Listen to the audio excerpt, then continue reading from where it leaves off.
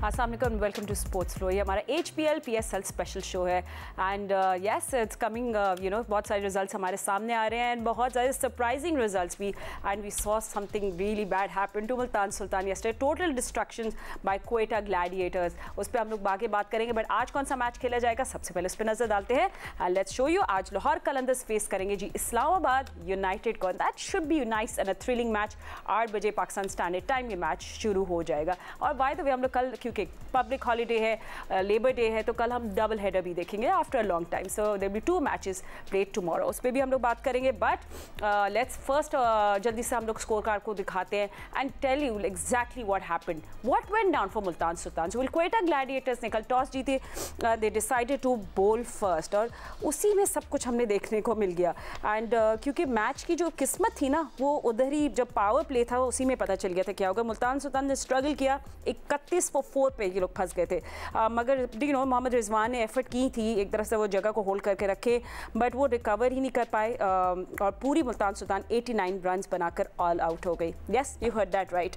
खुरम शहजाद ने exceptional bowling की from Quetta Gladiator, 4 wickets लिए और उन्हें बेसिकली उन्हीं ने बड़ा रोल प्ले किया क्वेटा ग्लैडिएटर्स जिसने डोमिनेट किया है। एंड उसके अलावा अगर हम देखें तो फ़हीम अशरफ, मोहम्मद वसीम जूनियर ने भी कंट्रीब्यूट किया, उन लोगों ने 2-2 विकेट्स ली ईच। और बेसिकली एक मैच वन साइडेड मैच था। सो टोटल जो था वो इतना ज़्यादा नहीं था। And then of course when Quetta came to bat तो फिर हमने देखा कि फिन एलन और साउथ शकील ने literally they were just hammering around and उन लोगों ने बड़े मज़ेदार और 7 ओवर्स के अंदर ही मैच ख़त्म कर दिया। This is it. Multan Sultan अब है ब्रिंक ऑफ एलिमिनेशन। उनका एक और मैच, मतलब और भी इनके मैचेस अभी खेलने हैं। पॉइंट्स टेबल भी नज़र डालेंगे साथ साथ, मगर जल्दी से अपने गेस्ट को मैं पहले इंट्रोड्यूस कर दूं। मेरे साथ है स्टूडियो में मौजूद cricketer Sikandar, mister Sikandar Butt, Pakistan cricket team के former captain mister Rashid Latif, test cricketer M A Shahzad and test cricketer Fawad Alam. Thank you for joining us gentleman. इससे पहले हम आगे बात करें, सिकंदर चले आज आपसे शुरू करते हैं। Multan Sultan, you want to talk about them, you want to talk about Khurram Shahzad being player of the match. क्या अच्छी भी बातें करते हैं और जो नेगेटिव था मुल्तान सुल्तान को वो भी करते हैं, but also let's have a look at the points table on the big screen. जी सिको, पॉइंट्स टेबल पे हम लोग पहले थोड़ा सा नजर डाल लेते हैं ना। मतलब है कि लाहौर वो इस्लामाबाद लीड कर रहा है 10 से 5 मैचों में 10 है उसके, इसका मतलब है कोई हारा नहीं है वो। और क्वेटा जो है 8 है, 6 मैच में 8 है। लाहौर कलंदर 6 में 6 है, कराची 6 में 6 है। तो बेचारे पेशावर और मुल्तान सुल्तान जो है वो पीछे रह गए। और इसमें थोड़ी सी स्ट्रेटजी की बात होती, जैसे मैं कल मैच देख रहा था, वही पिच थी, वही बात हो रही थी, गेंद पड़ के सीम भी हो रहा था। मगर क्वेटा वालों ने जो है अपने 4 सीमर खिलाए हुए थे, उन्होंने 3 खिलाए, ये भी फ़र्क था। अब मुझे नहीं पता, उन्होंने कल 3 चेंजेस भी की मुल्तान सुल्तान ने, मगर उन्होंने जो है आकिफ को ड्रॉप किया था। मगर क्वेटा ने अपनी जो टीम थी बड़ी बैलेंस रखी थी। उसको जो सबसे जो अच्छी चीज़ थी उनमें फ़हीम अशरफ हैं, जिनका गेंद बड़ा अच्छा, हालांकि उन्होंने 126 से 127 की पेस पे गेंद करें, मगर अपनी एक जगह पे गेंद कर रहे हैं। अब मुझे नहीं पता कि इस पिच पे एक टीम इतना अच्छा मतलब है कि ख़राब खेली और दूसरी टीम ने आते ही रन्स करके ख़त्म ही कर दिया 6 ओवर के अंदर। और जिस लड़के ने कल मैंने देखा कि कोयटा उसकी तरफ से, मुल्तान की तरफ से जिस लड़के ने उठा के शॉट खेला वो आउट हो गया।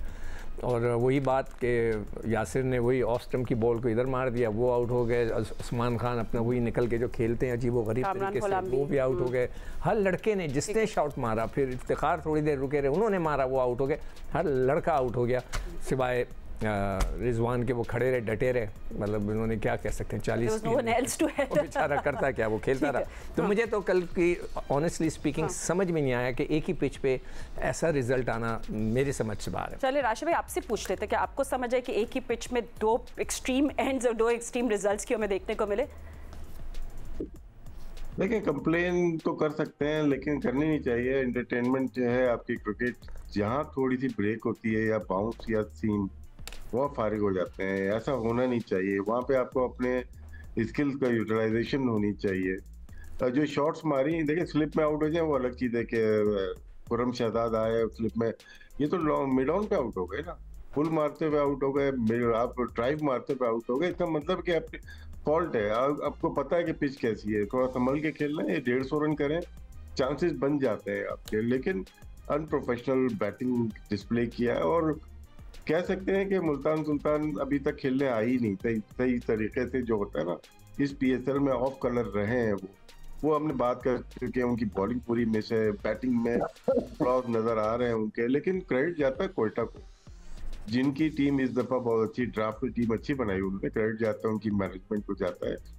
और पहला मैच जीतने के बाद 2 लगातार मैचेस लंबे मार्जिन से हारे हैं, फिर उसके बाद 3 मैचेस लगातार जीते हैं। बॉलिंग अगर देखें इनको फायदा हुआ है सरफेस का।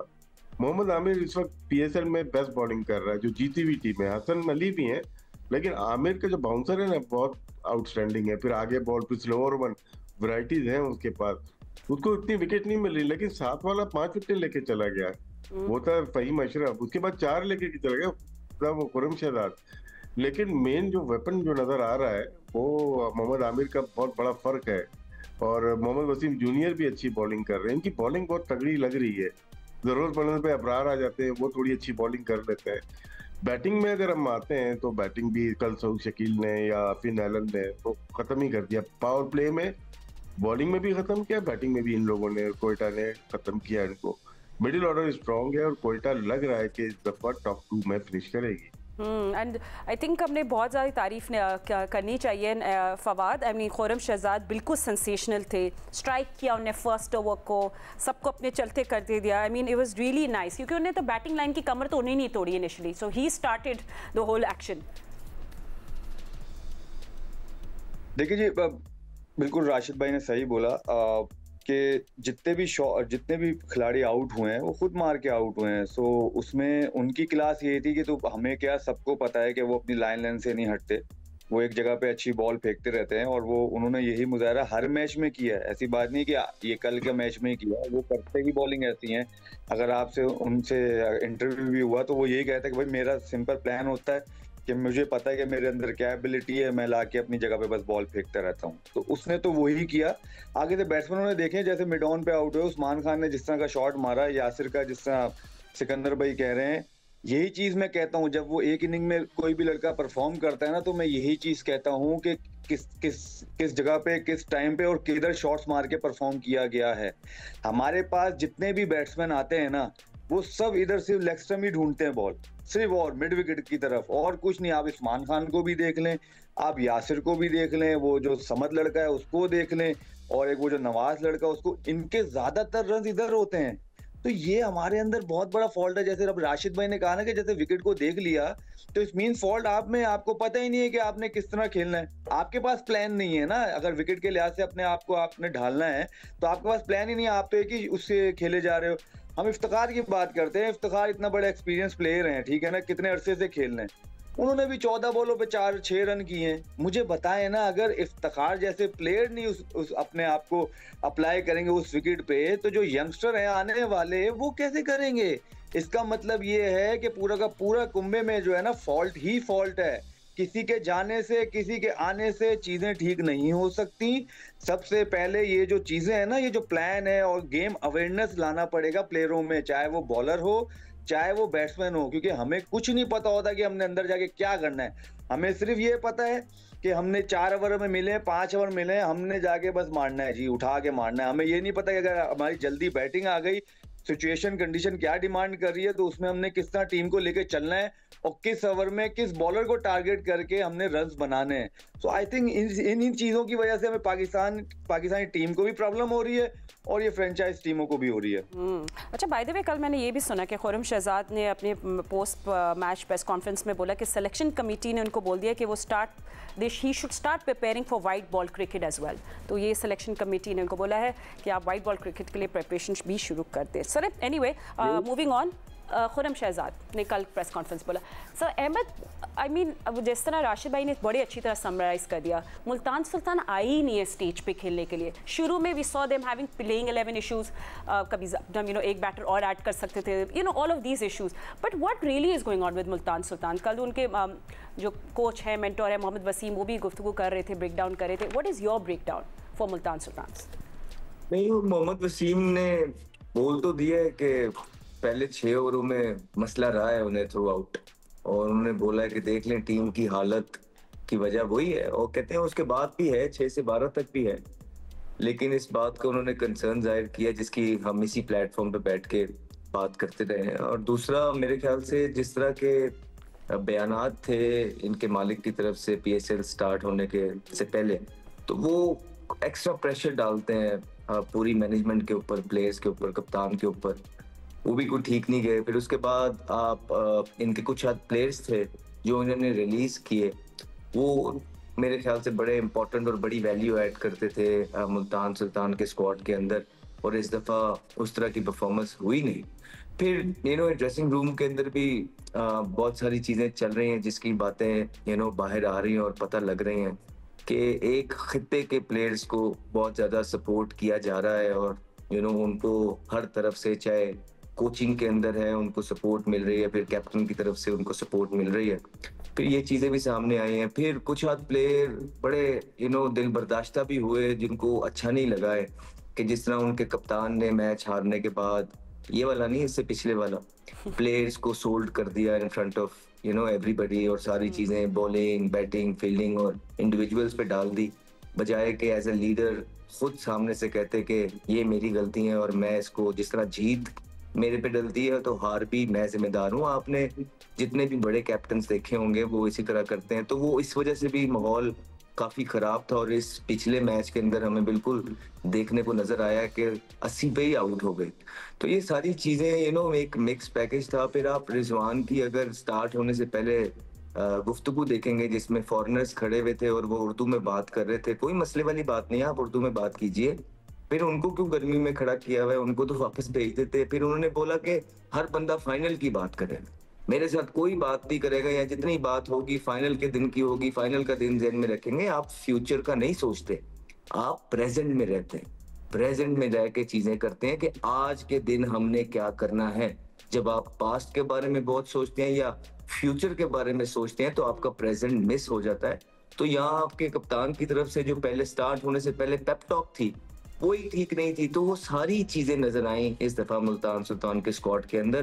दैट इज द रीजन मेरे हिसाब से कि वो बॉटम हिट कर। चलिए, ये अहमद का वर्जन था। थैंक यू जेंटलमैन, आप क्योंकि हम लोग इस मैच को अब थोड़ा सा रैप अप करेंगे, सो हमारे यही दो चीजें ब्रेक के बाद वापस आ रहे तो आप पूछ लिएगा, फिर राशिद भाई से भी पूछ लेगा। Will take a short break and see you right after, don't go anywhere. Welcome back after the break. इससे पहले हम लोग आज के मैच पे बात करें, which is going to be played by number 1 और number 2 on the points table, Lahore Qalandars versus Islamabad United. Sikandar Bakht, he has something to ask. आप हमारे सबके सामने इनके जवाब आ जाए तो अच्छी बात है। जैसे अभी अपना फवाद कह रहा था ना, अवेयरनेस कहाँ से आएगी जब तक कि आप डोमेस्टिक क्रिकेट 4 रोज़ा क्रिकेट नहीं खेलेंगे। एवरीबडी सेइंग दैट, इवन अब कमेंटेटर्स ने भी कहना शुरू कर दिया जो पाकिस्तानी स्टाइल ऑफ क्रिकेट जो तुम बात कर रहे थे ना फवाद की, ये वाली, ये टेप बॉल वाली है। तो इससे साफ जाहिर हो रहा है कि टेप बॉल की क्रिकेट खेल खेल के सब लड़के वहाँ से आ रहे हैं। अच्छा, अब मेरा जो सवाल है, क्या ये पिच T20 के लिए सही है? मैं बार बार PCB से ये बात पूछ रहा हूँ कि इतनी अच्छी पिचेस आपने बनाई थी, इसमें देखें इंटरटेनमेंट है। T20 के लोग आते हैं, रन्स बने, शोर शराबा पिटाई होती है बॉलर्स की, लोग छक्के लगते हैं। ऐसा हो ही नहीं रहा, 90 पे टीमें आउट हो रही हैं। तो ये एक सवाल था मेरा कि क्या ये ऐसी पिच होनी चाहिए, नहीं होनी चाहिए। दूसरी चीज़ ये कि बड़ा फ़र्क नज़र आ रहा है शाहीन और आमिर में। आमिर का गेंद पड़ता है और पड़ के अंदर आता है, ठक करके लगता है उसके, जैसे कि बाबर को उसने आउट किया लेग बिफोर होने वाला बॉल। शाहीन का होता ही नहीं। शाहीन के डायरेक्शन जो है वो उसकी टांग की तरफ आ रही है। आई डोंट नो व्हाई, इतना कॉमन सी चीज़ है। मैं एक्चुअली जब मैच देख रहा होता हूँ ना, अपने साथ कागज़ पेंसिल लेकर लिख रहा होता हूँ कि ये क्यों हो रहा है, ये क्यों हो रहा है। हाँ। उसमें से कई चीज़ें मैं मिटा भी देता हूँ, मगर ये कि मैं नोट कर रहा हूँ, आप लोग भी सब नोट कीजिएगा कि जो शाहीन का बॉल है वो पढ़ के वो ऐसा नहीं हो रहा है जैसे कि आमिर का हो रहा है। उसका गेंद टांग की तरफ जा रहा है। वाई मतलब है कि उसको कोई देखने वाला नहीं है, कोई इसको समझाने वाला नहीं है, या वो समझना नहीं चाहता। आई डोंट नो। तो ये मेरे कुछ पिच पे कौन बात करना चाहेगा, या हम लोग? राशिद भाई, आप सिक्कू का जवाब देना चाहेंगे? पिच इंटरटेनमेंट होनी चाहिए, छक्के चौके लगने चाहिए, लेकिन ऐसा भी नहीं है कि 80 वाली पिच नहीं थी ये। ऐसा नहीं था कि 80 वाली पिच है। आप गलत शॉट्स मार के आउट हुए। बात सिक्कू भाई की ठीक है कि पिचेस अपने ऑस्ट्रेलियन सॉइल यूज करते हैं, करें, लेकिन अपनी जो बेसिक है वहाँ से ना हटे। अच्छे इंटरटेनिंग मैचेस होने चाहिए, छक्के चौके लगने चाहिए। बाकी आमिर और शाहीन, देखिए स्किल का फर्क है। आमिर के पास ज्यादा डिलीवरीज हैं, उसके पास सबसे अच्छा वेपन जो उसके पास है वो रहा है जिंदगी भर, वो उसका बाउंसर है। शॉट ऑफ लेंथ तेज जो आती है ना, वो हेलमेट के ऊपर ही आती है, वो उसका यूज अच्छा करता है। बाकी जान नहीं है इनमें, दूसरों में सिर्फ शाहीन से मवादा नहीं करा, बाकी लेफ्ट आर्म पे जान नहीं है उनमें। वो उस तरह से स्लो ओवर नहीं कर सकते, उस तरह से यॉर्कर नहीं कर सकते, उस तरह बाउंसर नहीं कर सकते। आमिर पे डिफरेंट है, वो बॉलर ही डिफरेंट है।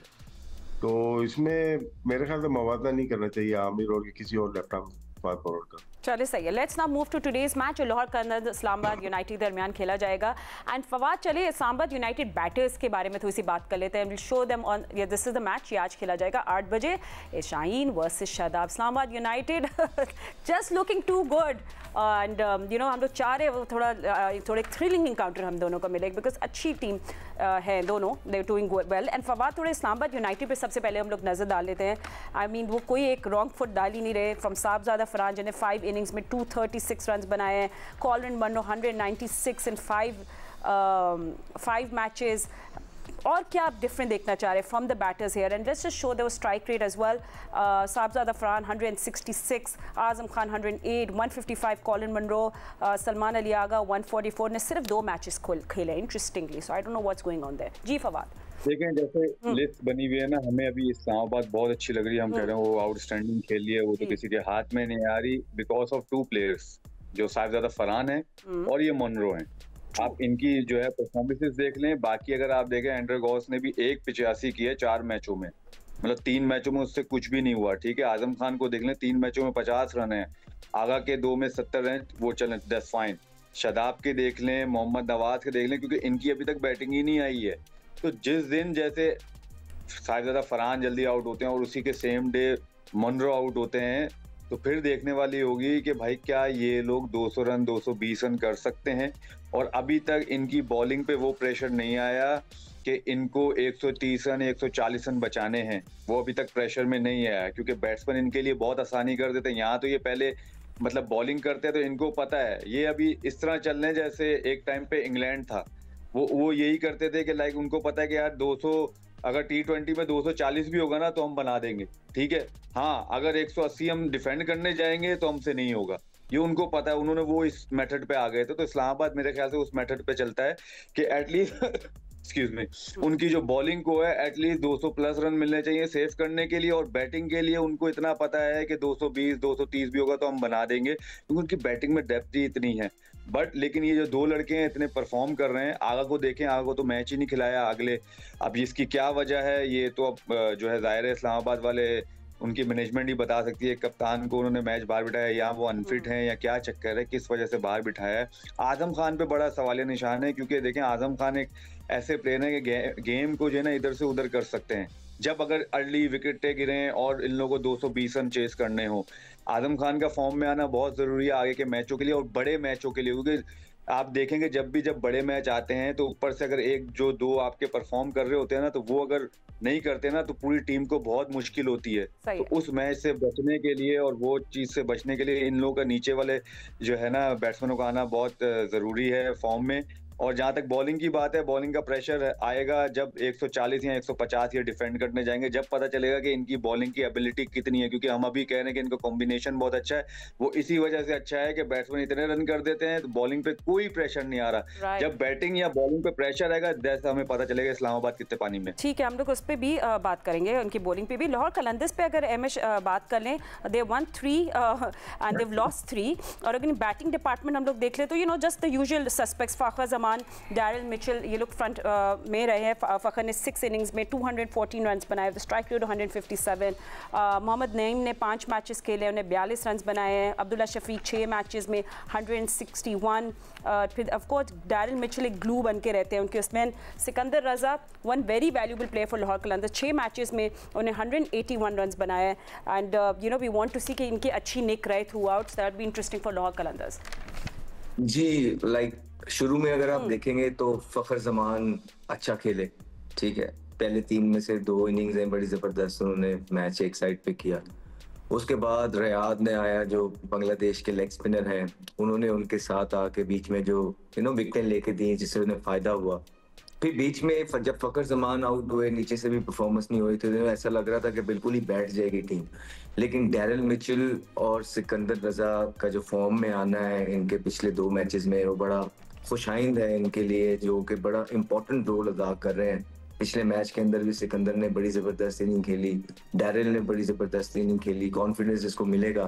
फिर उसके साथ हो ये रहा है कि उनका जो कप्तान है, अगर उनकी बॉलिंग देखेंगे आप, उन्होंने अच्छी बॉलिंग की है। शाहीन अफरीदी ने जो है आखिरी 2-3 मैचेस में जबरदस्त बॉलिंग की है। उस विकेट कॉलम इतना उनका भरा हुआ नहीं रहा, लेकिन उन्होंने प्रेशर और he was asking question regularly, थोड़ा सा स्पाइस मौजूद था उन पिचेस के अंदर, और शाहीन ने जबरदस्त बॉलिंग की। और जब लीडर आपका अच्छी फॉर्म के अंदर या अच्छी बॉलिंग ऊपर से करता हुआ नजर आए, फिर आपके फॉरनर प्लेयर्स भी फखर जमान और रियाद का साथ दे रहे हो, तो एक अच्छा ग्रूव में नजर आ रही है लाहौर कलंदर की टीम। और जब वो ग्रूव पकड़ती है तो वो इसी तरह चलती रहती है। लेकिन फिर मसला ये आता है कि अच्छा खेलते खेलते एक आधा मैच इस तरह का खेलती है कि बिल्कुल सबको ही हैरान कर देती है। सिर्फ उस चीज से बचना है, कोई आसिफ अली को दोबारा से ट्राई ना कर लेना या कोई इस तरह की चीज ना करते हैं। बाकी हमें नहीं, हमने पहले भी यही बात की थी कि भाई लाहौर कलंदर का स्क्वाड बहुत जबरदस्त लग रहा है, अच्छी बैलेंस टीम लग रही है, लेकिन अब ये लाहौर कलंदर से पूछना है कि वो किस मूड के अंदर खेलने आ रहा है। तो अगर तो आखिरी 2 मैचेस जिस मूड के अंदर खेलने आया है तो वो तो बड़े जबरदस्त लग रहे हैं, लेकिन वही आसिफ अली मूड के अंदर आया है तो फिर अल्लाह ही हाफिज है। चलिए ठीक है, ऑन दैट नोट हम लोग लाहौर कलंदर्स और इस्लामाबाद यूनाइटेड के बॉलर्स के डिटेल में बात करेंगे, but after short break don't go anywhere, stay with us. हम लोग कंटिन्यू करेंगे अपनी conversation on Geo News. Welcome back after the break. इससे पहले हम लोग और भी बात करें डिटेल में कि what's going on off the field. Let's talk about Lahore Qalandars Islamabad United के बॉलर्स, उन पे कंपैरिजन कर लेते हैं। पहले इस्लामाबाद यूनाइटेड की बात कर लेते हैं। एंड सिकंदर, हम देख रहे हैं, if you see the numbers on screen as well, Jason Holder का तो बेस्ट सीजन चल रहा है ना, उन्हें 12 विकेट्स लिए 5 गेम्स में, and with economy rate of 7.5। Shadab Khan उनके कैप्टन भी हैं, he is also taking wickets. We seen hints and highlights देखे हैं ऑफ सो सॉरी मेरे सामने कि Imad Wasim. So things look good for them. Bowling front पर अगर फवाद कह रहे हैं कि अभी बॉलिंग पे वो वाला इनका प्रेशर ही नहीं आया है। बिल्कुल सही कह रहा है, बिल्कुल सही कह रहा है कि अभी तक जो है वो 2-3 लड़के ऊपर से वो इतने रन्स कर रहे हैं कि नीचे वाले के जो है आजम खान तो खेल ही नहीं रहा। वो उसको वो था ना कि वो आजम खान, बॉलिंग, हाँ वो तो उसमें था नहीं। अब इनके पास कल वाली विकेट पे आज मैच होगा या नहीं होगा ये नहीं मुझे पता। अभी तक 3 मैचेस उसमें करा दिए गए। तो अगर इस मैच पे, अगर इसी किस्म की पिच के ऊपर इस किस्म की पिच पे करा दिया गया तो फिर यू नीड सीमर्स। आपके पास शादाब है, आपके पास इमाद है, मगर ये कि फिर सीमर्स भी तो चाहिए जो वहाँ पर आके सीम गेन करें। मुझे एक और एतराज़ है, वो है ड्रॉस पे। पिछले 1 हफ्ते में इस्लामाबाद ने आखिरी मैच 23 को खेला, आज 30 तारीख है, यानी कि 7 दिन में उन्होंने कोई मैच नहीं खेला। कराची ने 1 मैच खेला, पेशावर ने 1 मैच खेला, मुल्तान और कोयटा ने 3-3 खेल लिए। ये कैसा ड्रॉज है? आपको बैलेंस लेके चलना चाहिए कि एक टीम खेले, फिर दूसरी टीम खेले, फिर तीसरी टीम खेले। 6 टीमें हैं, 2-2 के मैच होते हैं। अगर आप लेके चलें तो सबको बराबर के मैच मिलने चाहिए सब।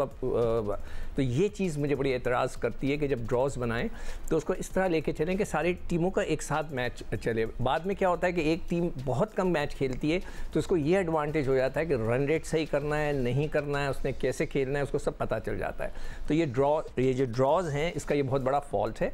इसके अंदर आपको टीमों को लेके चलना चाहिए। अभी मैं बैठ के निकाल रहा था तो ये मुझे नज़र आया। और उसके अलावा जो आज़म तो वो खेल नहीं रहा, और जो मैंने जैसे कहा कि अगर इस किस्म की सीमिंग ट्रैक नज़र आई तो उसमें आपको सीमर्स ऐड करने पड़ेंगे। आपके हो सकता है स्पिनर्स इतने इफेक्टिव ना हों। ठीक है। अब राशिद भाई, लाहौर कलंदर्स की बॉलिंग बात करें तो शाहिन, जैसे अहमद भी बोल रहे थे, शाहिन शाह अफरीदी एंड रिहाद, they are the only 2 bowler जिन्हें 8 विकेट ली हुई हैं। और बाकी आई थिंक वो एक्सपेक्ट करेंगे कि उनके बाकी बॉलर्स भी स्टेप अप करें, a little more from Haris Rauf, a little more from Jehan दाद खान। देखिए इनके स्पिनर इस दफा अच्छा कर रहे हैं। सिकंदर रजा 6.6 से बॉल इकोनॉमी रेट है, रिशाद हुसैन 8.5 है, 8 विकेटें दोनों ने मिला के 13 विकेट ली हुई हैं। फिर आसिफ आफरीदी बड़े अच्छे हैं, 7.1 के इकोनॉमी रेट है, 18 विकेटें तो ऊपर से ले ली हैं। इनको इशू आ रहा है पेसर्स का। पेसर ये वाही टीम है लाहौर जो मुल्तान से आ रही है, तो इनको देखना पड़ेगा कि पेसर अगर आउट नहीं करेंगे। हारिस रऊफ अच्छी बॉलिंग करते करते एकदम से ट्रैक से ऑफ हो गए हैं, वो अच्छी बॉलिंग नहीं कर रहे। विकेट लेंगे तो फायदा होगा। शाहीन सेम चीज, अगर उन्होंने 8 विकेटें ली हैं, 7 विकेटें ली हैं तो वो कम है इनके लिहाज से। तो जमान खान, तो पेसर की जो बात शिकू भाई ने की है, इन दोनों टीम का मवाजना किया जाए तो इस्लामाबाद यूनाइटेड ज्यादा बेहतर लग रही है, क्योंकि उनके शादाब को एज ए छठा बॉलर ही काउंट करे ना।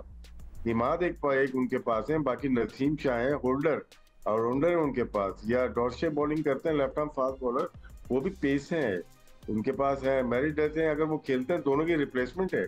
तो पेसर्स में अगर देखा जाए इस्लामाबाद यूनाइटेड और स्पिन में लाहौर के अंदर को ज्यादा है झांसी में, लेकिन अगर पिच हमें थोड़ी सी अच्छी मिलती है पेसर्स के लिए तो इस्लामाबाद यूनाइटेड को ज्यादा है झांसी होगा।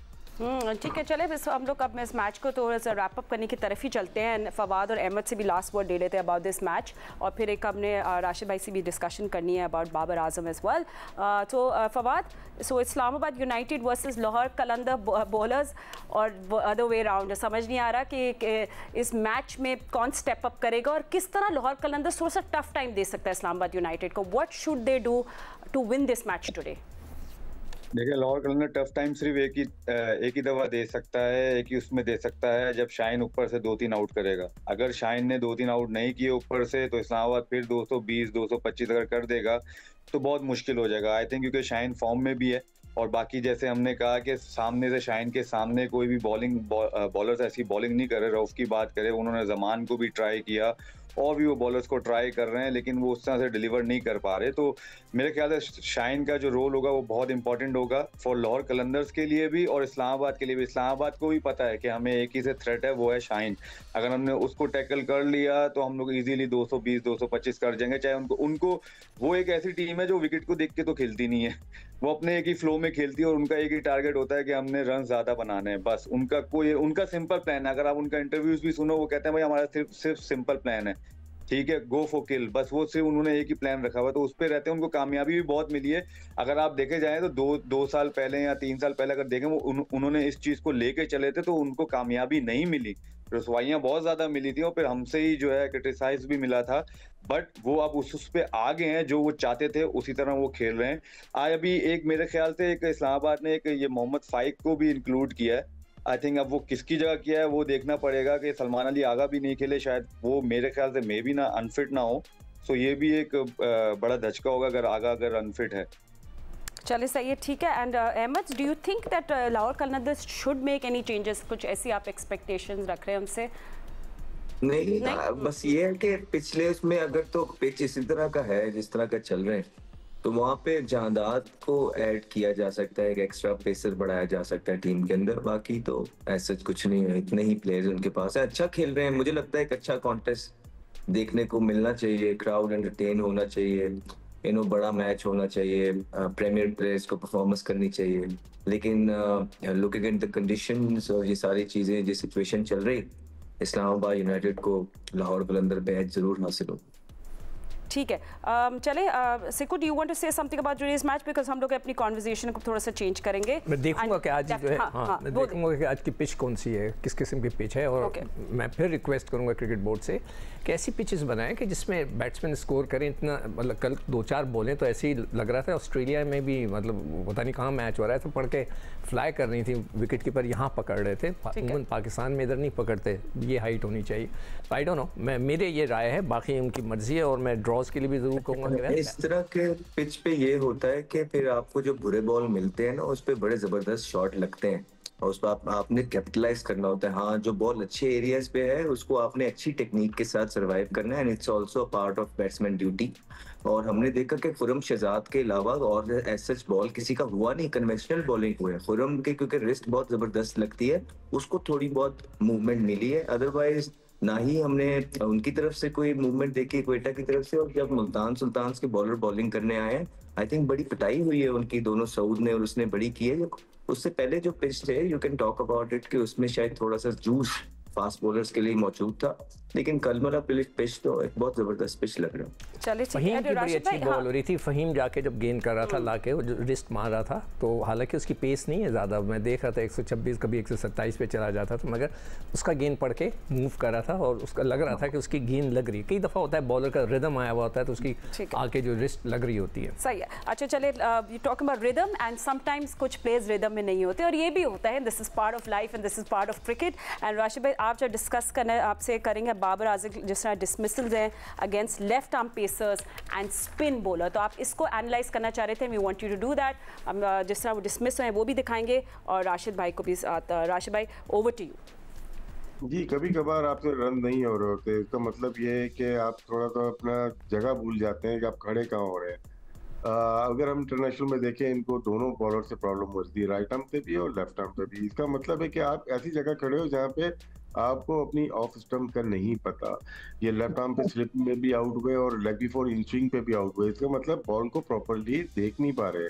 और आमिर ने जो आउट किया, एक बाउंसर उन्होंने दिया, उसके बाद बॉल को थोड़ा सा आगे पुश किया है और रिसीव हो गए, एयर में रिसीव हो गए। इसको बहुत पाकिस्तान में बहुत क्वालिटी कोचेस नहीं है, लेकिन ये कोचेस से हट के बात है कि अपनी प्रिपरेशन क्या होती है आपकी।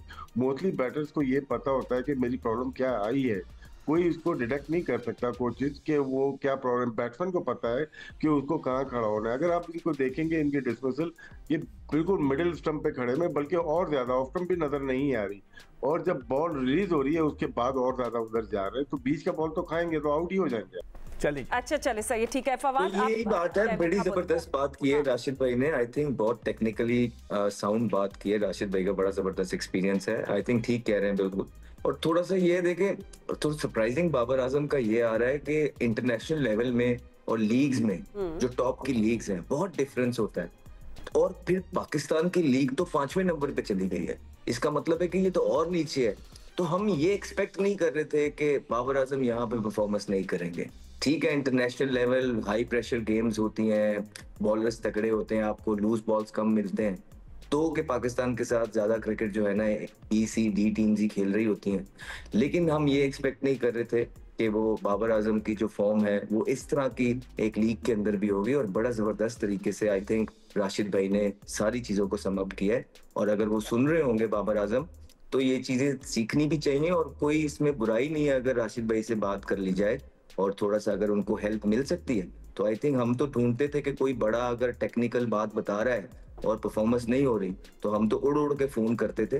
तो मैं चाहूंगा कि बाबर आजम को भी, राशिद भाई कोई भी या कोई भी सीनियर प्लेयर जिससे उनको पता लगता है कि ड्रेसिंग रूम में जो उनके पास लोग बैठे हुए हैं, चाहे वो लीग के अंदर हैं चाहे वो इंटरनेशनल टीम में, वो काम नहीं आ रहे, तो उनसे बाहर निकल के देखें जिनके साथ वो कंफर्टेबल है या उनके खैरख्वाह है। और राशिद भाई ने हमेशा बाबर आजम के लिए बड़ी पॉजिटिव बात की है, तो कोई बुराई नहीं है। अभी सर विविन रिचर्ड्स भी उनके लिए बहुत उनके प्रो बात की है उनके लिए। So if they want he can, you know, there so many players he can talk to. But thank you so much gentleman for your insight. आज अच्छा थ्रिलिंग मैच देखने को मिले hopefully, and will see some big scores and sixes. It's Lahore Qalandars versus Islamabad United. अभी हमारे पास फिलहाल इतना ही वक्त है। Will see you tomorrow. Allah हाफिज़।